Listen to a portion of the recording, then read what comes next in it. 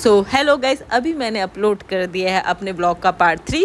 तो इस ब्लॉग से आपको पता चलेगा कि यहाँ पे और कितनी खूबसूरत खूबसूरत प्लेसेस हैं।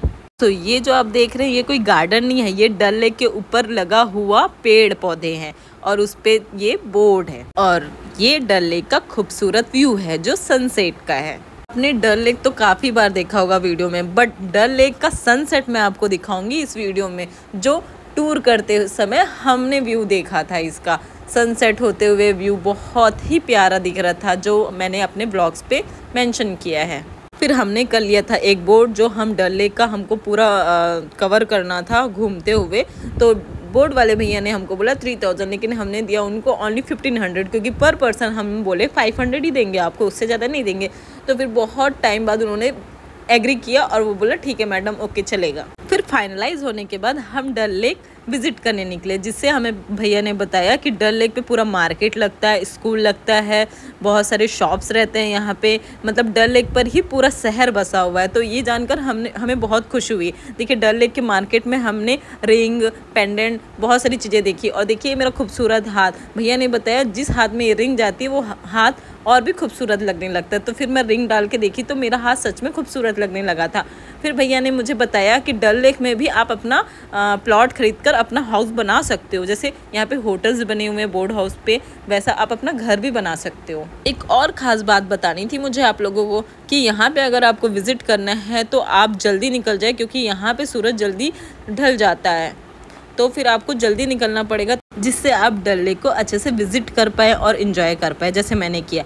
अब मैं आपको करवाती हूँ अपने बोर्ड हाउस का विज़िट। तो ये हुआ, मैंने इंटर किया अपना होटल, जो कि था डल लेक पर। और एंट्रेंस करते हुए मैं काफ़ी प्रिटी भी लग रही होंगी, आप लोगों को देख रहे होंगे, ठीक है। उसके बाद ये जो हमारा प्रॉपर्टी है वो न्यू प्रॉपर्टी थी। और होटल का मैं आपको बता दूं, ये होटल के चार्जेस है 1 डे का 12,000 रुपीज़ ऑन सीज़न पे।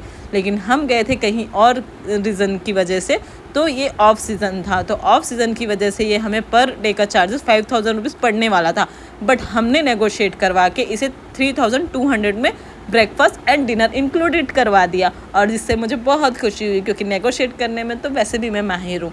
और ये था हमारा होटल का रूम, जिसमें एक डबल बेड था और एक सिंगल बेड। और विंडो का व्यू तो और भी ज़्यादा खूबसूरत था, क्योंकि यहाँ पे पेड़ पौधे हरे, और आप मॉर्निंग में उठते ही यहाँ का फ्रेश एयर ले सकते हैं।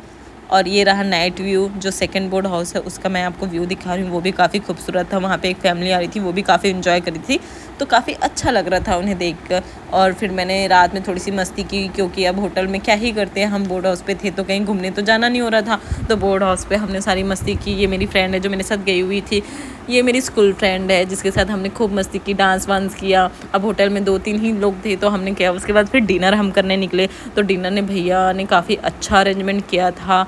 मैं नॉनवेज काफ़ी टाइम से नहीं खाई थी, तो फिर इन्होंने नॉनवेज का भी अरेंजमेंट किया था।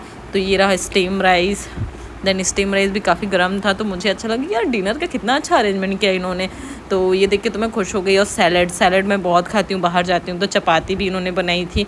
बट हाँ, मैं कहीं अगर बाहर जाती हूँ तो फिर मैं थोड़ा कम डाइट लेती हूँ, क्योंकि क्या है ना, कभी भी पेट ख़राब होने का चांसेस होते हैं। और आप इतना लंबा टूर कर रहे हो, आलू मटर था, चपाती थी, पनीर की सब्ज़ी थी, देन चिकन चाप था ये। और जैसे कि मैंने आपको बताया, जो मैंने होटल का आपको बताया कि 3,200 में, इसमें ये डिनर और ब्रेकफास्ट दोनों इंक्लूडेड था। ये मेरी प्लेट थी तो मैंने इतना ही खाना खाया, मैं ज़्यादा ओवरलोडेड नहीं खाना चाहती थी, क्योंकि नाइट का समय था। अब हो गया था मॉर्निंग में भैया ने बोला कि ब्रेकफास्ट लग गया, आप जल्दी ब्रेकफास्ट कर लीजिए। क्योंकि जैसे हमको कहीं जाना होता है तो या फिर हम ओला करते हैं या फिर हम ऑटो करते हैं, वैसे यहाँ पे क्या करना होता है, डल लेक में हमें बोट करना होता है। तो बोट वाले भैया आएंगे, फिर आपको वाली प्लेस पे छोड़ेंगे जहाँ से आप निकल करके आप कहीं पे भी घूम सकते हैं।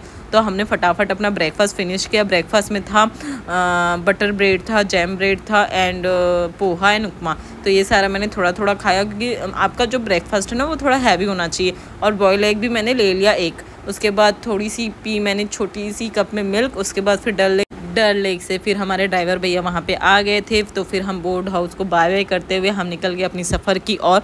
और मैं आपको बता दूँ, ये जो होटल वाले चार्जेस में ना, उनका ले जाना और आना वो दोनों इंक्लूडेड रहता है इस बोर्ड में। तो आप बेवकूफ़ मत बन जाइएगा, सब चीज़ें इंक्लूडेड रहता है, आपको बस उनसे नेगोशिएट करना आना चाहिए। फिर मैंने भैया को बोला कि मैं थोड़ा सा नाव चला लूँ, तो फिर भैया ने बोला ओके। तो फिर मैंने चली नाव चलाने, और मेरे नाव चलाने से तो बोट सरक भी नहीं रहा था। फिर भैया ने बोला ऐसा नहीं है, ऐसा चलाओ।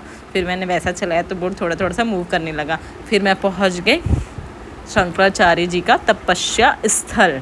वैसे आपको मुझे कमेंट करके बताना होगा कि शंकराचार्य जी का तपस्या स्थल कहाँ पे है, क्योंकि मुझे तो पता है क्योंकि मैं घूम के आ रही हूँ। और इस वीडियो के एंड में मैं बताऊँगी शंकराचार्य जी का तपस्या स्थल कहाँ है, क्योंकि शंकराचार्य जी भी थक गए थे, तो उनको भी तो कोई एरिया चाहिए था ना उनके रेस्ट के लिए। तो उन्होंने इतने ऊपर वाला प्लेस चुना जहाँ पे चढ़ते चढ़ते तो हमारी हालत खराब। अभी यकीन हो जाएगा, अब मेरा फेस देखिएगा, पूरा रेड हो गया जाती हूँ मैं।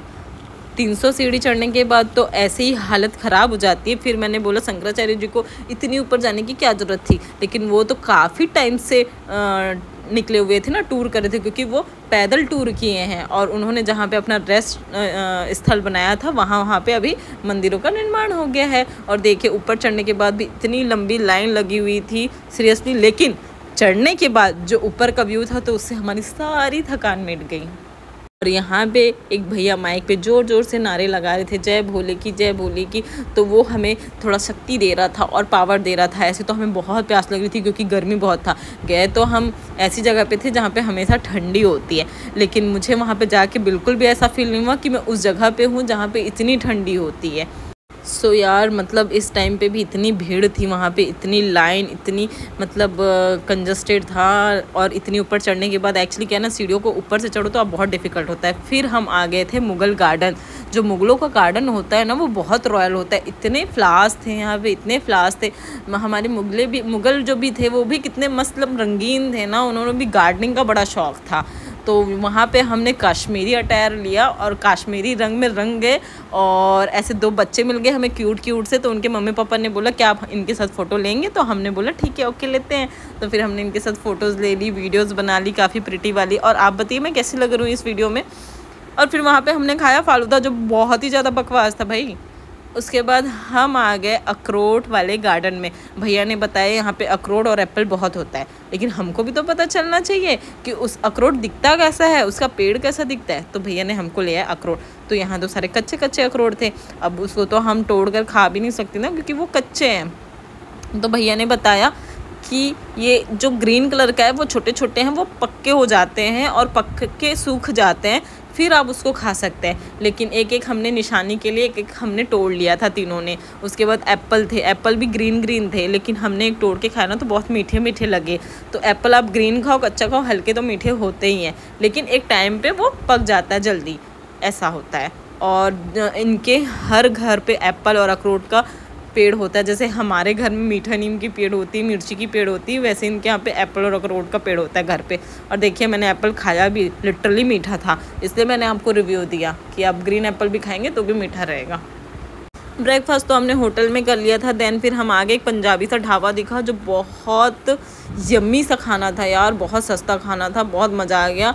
और मैं आपको बता दूं हम श्रीनगर में हैं और श्रीनगर के इतने प्यारे व्यू में आगे का ब्लॉग देखने के लिए आपको बना रहना पड़ेगा। बाय बाय, मिलती हूँ नेक्स्ट ब्लॉग पे।